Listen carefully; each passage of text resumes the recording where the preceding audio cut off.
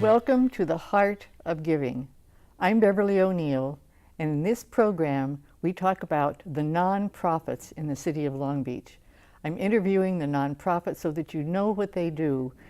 We understand what government does, and we understand what police do, and we understand what business does, we understand what education does, but I bet most of us don't really know what the nonprofits add to our city. They give us soul because it's made up of people that are in it not for profit, but because they love it.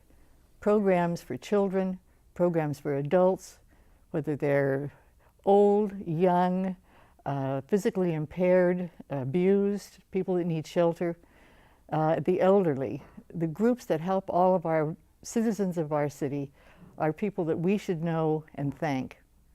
Today, however, I have someone with me that really is in charge of everything that we're doing today. For years, we have not had the citizens' access in our city for television.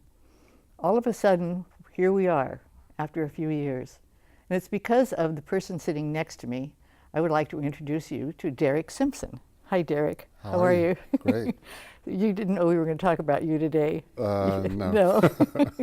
Derek and I have been friends for a long time because he worked for the city on and off for several years.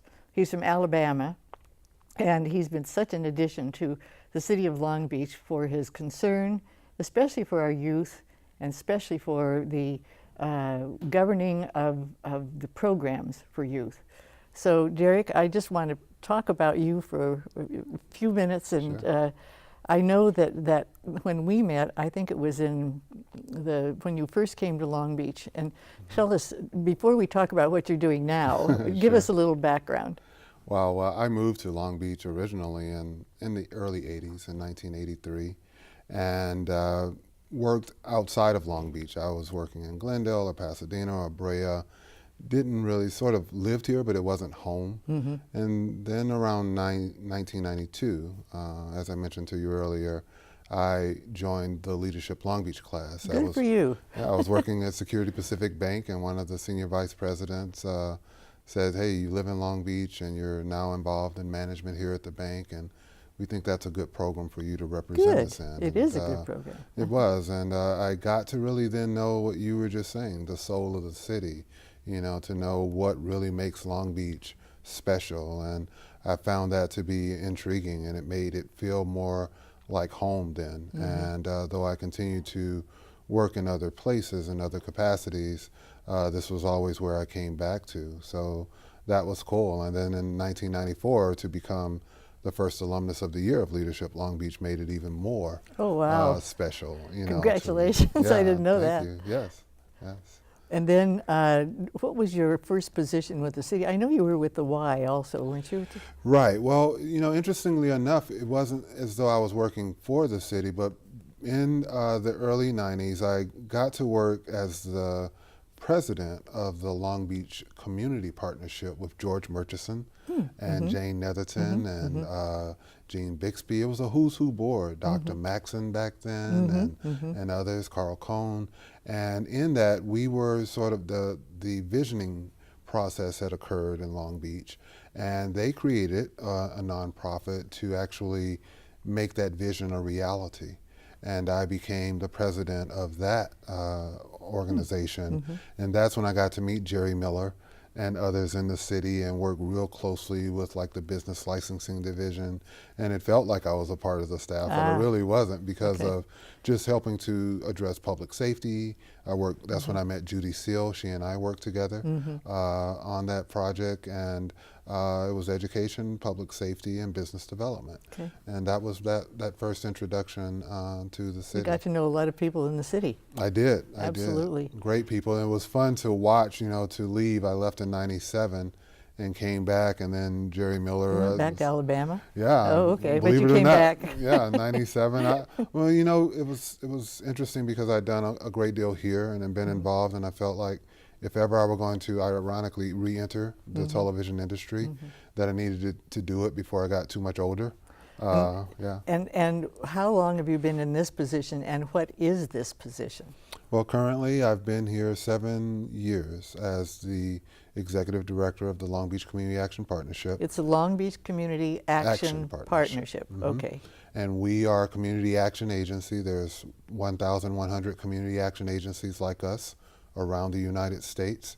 And it's out of the 1964 Economics Opportunity Act that started Head Start, Job Corps, and Community Action.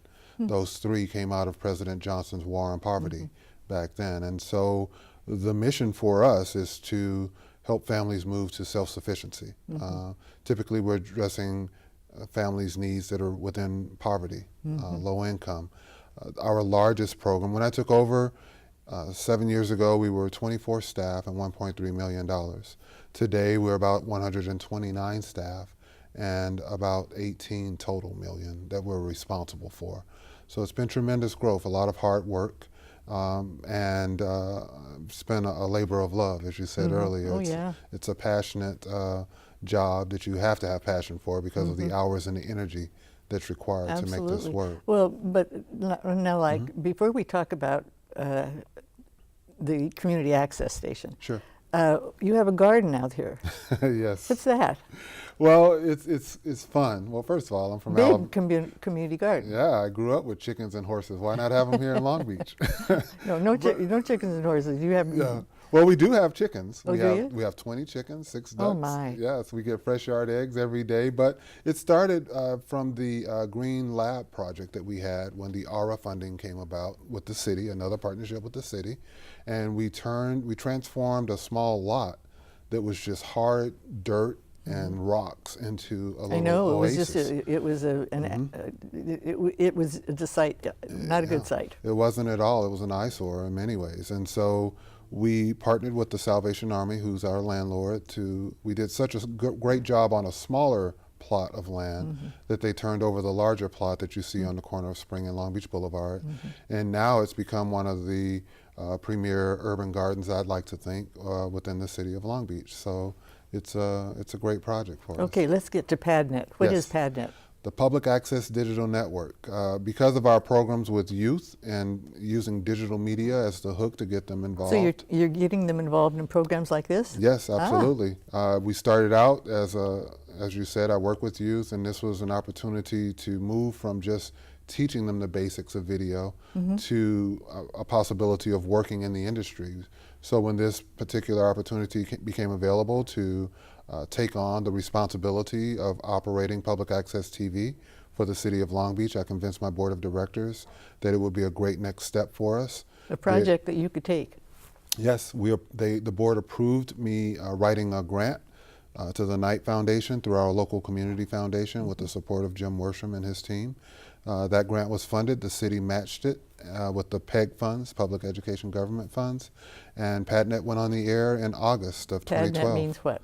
Public Access Digital Network. Okay. And so we're really excited because it gives an opportunity for things like this, for people to hear what's good about Long Beach. And in the room doing this work today, we have students. We have students, we have volunteers, we have members of PADNet that have graduated from college and see this as a way to actually engage in what they went to school for in creative ways. It's just endless opportunities here, and all of which is to tell different perspectives of what makes Long Beach the great city that it is. Well, I know that this isn't the only program on PADNet. Right. What's happening on the other hours? Well, I tell people we've got 24 hours a day, 7 days a week, 365 days a year of programming to fill. So come on down and become a member. A lot of repeats. Yes. Right now it is. But if you look at cable TV or in any way, you see a lot of repeats because it's a lot of programming, especially original. So you have everything from talk shows to dance shows to people shooting special events in the city of Long Beach. Ideally, we'll get to the point of broadcasting sports events in the city of Long Beach. I often thought about the big Olympic parade we had. And what city could have over 20 Olympians, present and former, and have a parade? I don't think many cities in the United States can boast that. Well, if I were in charge of that parade, how do I get in touch with you? Well, in that case, that's gone by, and that parade is No, not. I know, but yeah. I mean, just as an example. Right. So you go to padnet.tv, to our website, and then Lisa, our director for the network, has done a great job of co-creating a website that allows member access via the internet. People can watch PadNet around the world. We heard that one member say his family in Colombia watched the show. No. Because it streams live and they could do video on demand. So now it's not just on channel 32 on Charter and 41 on Verizon, but you can go to our website and see it anywhere in the world. And I think that's really cool. That was one of the visions that I had. And soon you'll be able to even see it on your cell phone. No. Yeah. For crying out loud. Right, right. Only the best for Long Beach. Well, well, you have to be very innovative and very knowledgeable about all of the possibilities that you Yes. could do. Yes. And how long has this been now in operation? I know that I wanted to talk about the nonprofits for years. Right. And so, and I think I bugged you a little bit about it. No, it was pleasant. But it's something that is so informative in our community, and we have such a wonderful place where people do take care of things, each other, and care about each other. And so what you're doing is basically the same, because you're going to be putting something on the air, the things that Long Beach is interested in. Yes, I continue to use the phrase that when you hear about Long Beach on our regional media, because we don't have it locally here in terms of network TV, it's typically murder and mayhem, and that's unfortunate. Absolutely. And so to hear about the great things that occur in this city and to tell both sides of that story is what I want to do. That's been my vision from back in '93 when Mike Murchison and I went on a junket all around all the networks. So I bet we've got to stop, but I also want people to know that he is a really good poet. He's written books full of his poetry. So Derek, we're so glad to have you with us today. Pleasure. Thank you. My pleasure. Thank you for letting us be part of your dream. Sure, anytime. Okay. Be sure and stay tuned, because we have another segment coming up after the break.